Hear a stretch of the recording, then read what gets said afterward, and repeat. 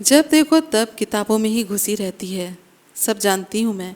यह सब आजकल की लड़कियों के काम ना करने के नए चोचले हैं।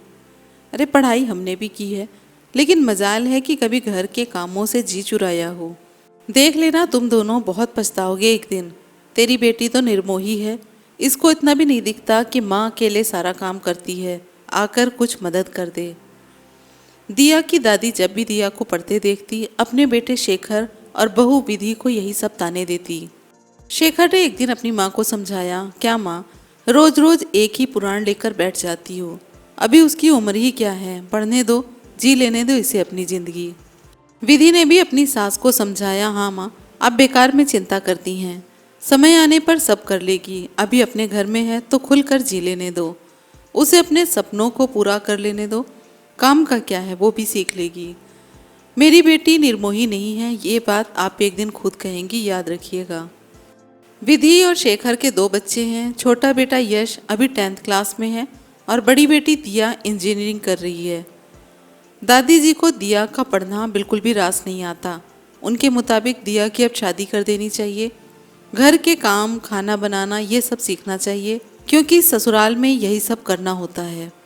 दिया पढ़ने में बचपन से ही होशियार है, ऐसा नहीं है कि वह घर के काम नहीं जानती, लेकिन सुबह की निकली शाम हो जाती है कॉलेज से आते आते, इसलिए विधि उससे कुछ नहीं कहती।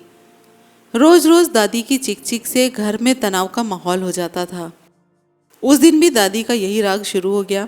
अचानक तनाव से शेखर को हार्ट अटैक आ जाता है। विधि चिल्लाकर और घबराहट से दिया को आवाज देती है। दिया भागती हुई आती है और जल्दी से अपने पापा को लेकर हॉस्पिटल चली जाती है। चेकअप करने के बाद डॉक्टर बताते हैं कि ज़्यादा डरने की बात नहीं है, माइनर अटैक है, लेकिन उनको 3-4 दिन हॉस्पिटल में रखना पड़ेगा डॉक्टरों की निगरानी में, और कुछ टेस्ट भी करवाने हैं।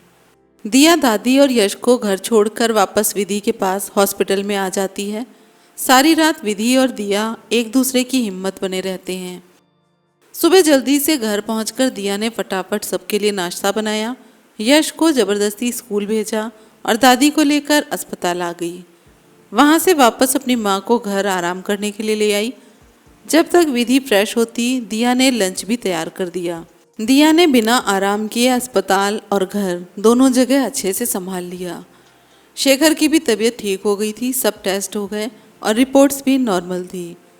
डॉक्टर ने आराम करने को कहा और तनाव से दूर रहने को कहा। दिया शेखर को लेकर घर आ जाती है। दिया की दादी कमरे में आकर शेखर के पास बैठती है। दादी की आंखों में आज पश्चाताप के आंसू थे। वो शेखर से कहती है, बेटा मुझे माफ़ कर दो, तेरी इस हालत की जिम्मेदार मैं हूँ। मेरी बेकार की बातों से तेरा दिल दुखा और तेरी ये हालत हो गई। दिया ने प्यार से दादी के गले में हाथ डालकर दादी को चुप कराया और दादी से बोली, क्या दादी, आप भी कैसी बातें करती हो? आपने कोई जानबूझकर नहीं किया, फिर आप तो हमेशा सबका भला ही चाहती हो। चलो अब यश की तरह रोना बंद करो, क्योंकि आप ना डांटते हुए ही अच्छी लगती हो। दादी चुप होकर विधि से बोली, विधि, तू सच कहती थी, तेरी बेटी निर्मोही नहीं है। समय पड़ने पर दिया ने यश को, मुझे, घर और अस्पताल सब कुछ अकेले संभाल लिया। तेरी और शेखर की परवरिश पर आज के बाद मैं कभी भी कोई रुकावट नहीं बनूंगी।